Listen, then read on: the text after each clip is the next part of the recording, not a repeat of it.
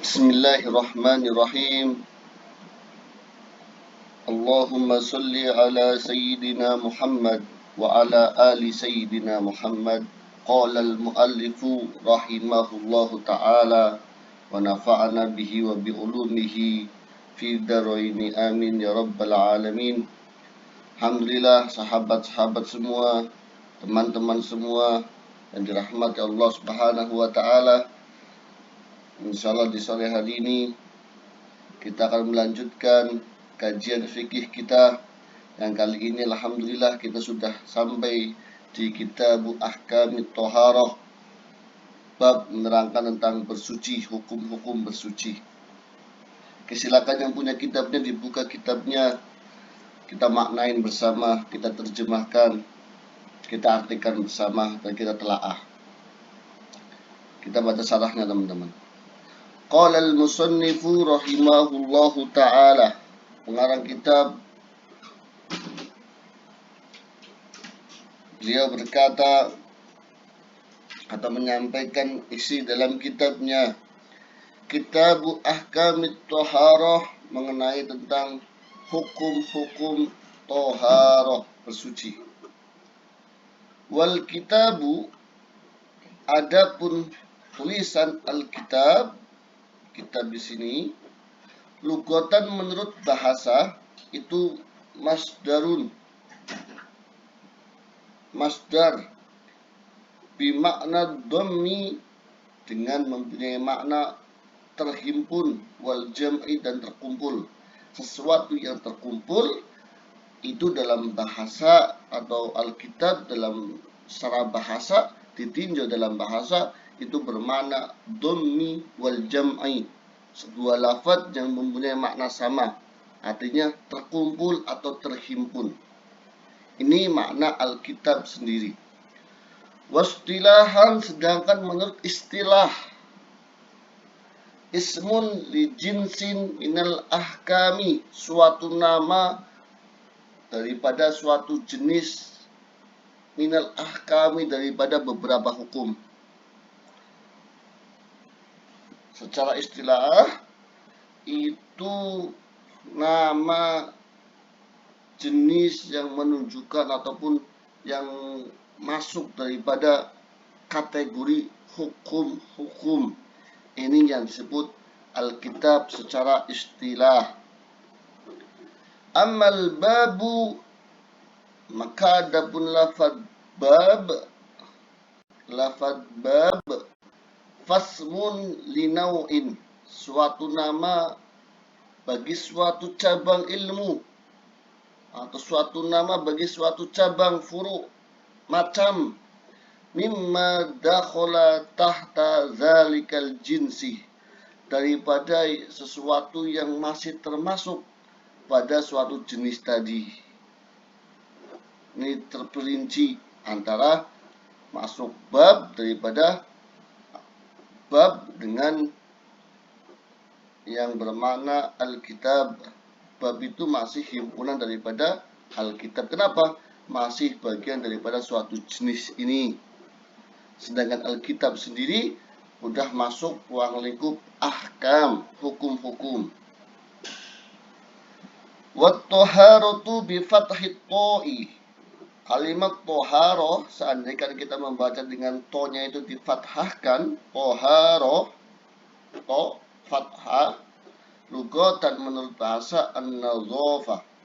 Toharoh menurut bahasa an-nadhafah, bersih.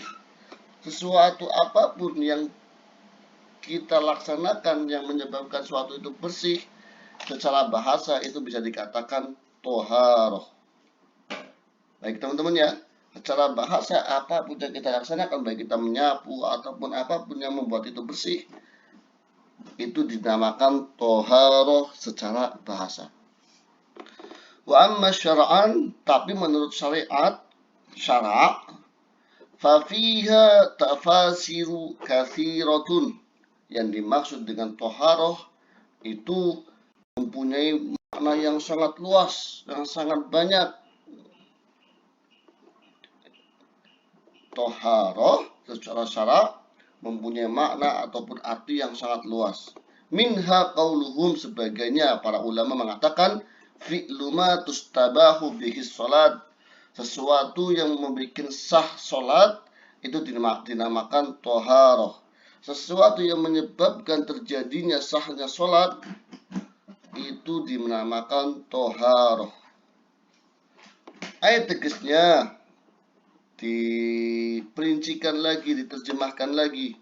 Min wudu'in, seperti halnya wudu, itu disebut toharoh. Kenapa? Karena dengan adanya wudu kita bisa sah melaksanakan sholat. Wa huslin, ataupun mandi, baik mandi janabah ataupun yang lain. Wa tayamumin, ataupun bertayamum, toharoh. Wa izalatun najasatin, wa izalati najasatin, ataupun menghilangkan najis yang ada dalam tubuh kita, itu termasuk toharoh, bersuci secara syara'. Amma tuharatu, maka adapun lafaz tuharoh bidomi dengan didomahkan tohnya, tuharoh. Perhatikan teman-teman, bukan toharoh tapi tuharoh dengan didomahkan tohnya, itu fasmun, suatu nama libakiyatil ma, daripada sisa air ataupun alat yang digunakan untuk bersuci, itu namanya tuharoh. Seandainya kita mengucapkan kalimat tuharoh, berarti maknanya sudah berbeda dengan makna toharoh sendiri. Anwa'ul miyahi, setelah menerjemahkan makna tuharoh, makna alkitab, baik secara istilah ataupun secara lughah, sekarang musanniful kitab menerangkan tentang macam-macam air. Walamma kana al-ma'u alatan lit-taharati. Walamma, dan ketika kana ada pal-ma'u, alat itu alatan sebagai alat, lit-taharati untuk bersuci, istatrada al-musannifu li anwahil miyahi. Maka di sini Syekh Musannif memperinci, menerangkan tentang macam-macam air yang boleh digunakan untuk bersuci. Perhatikan teman-teman, di sini Syekh Musannif, pengarang kitab Fathul Qorib ini, menerangkan tentang macam-macam air yang boleh digunakan untuk bersuci. Faqala, beliau menjelaskan, al-miyahu allati yajuzu, al-miyahu, adapun air, allati, yang, adapun al-miyah, yajuzu, yang boleh, air tegasnya yasihu, yang sah, air-air yang menyebabkan sah ataupun sahnya apa tadhir, bersuci, biha, dengan sebab almiyah, air-air yang bisa menyebabkan sahnya bersuci, sahnya toharoh, itu sab'u miyahin, ada 7 macam air.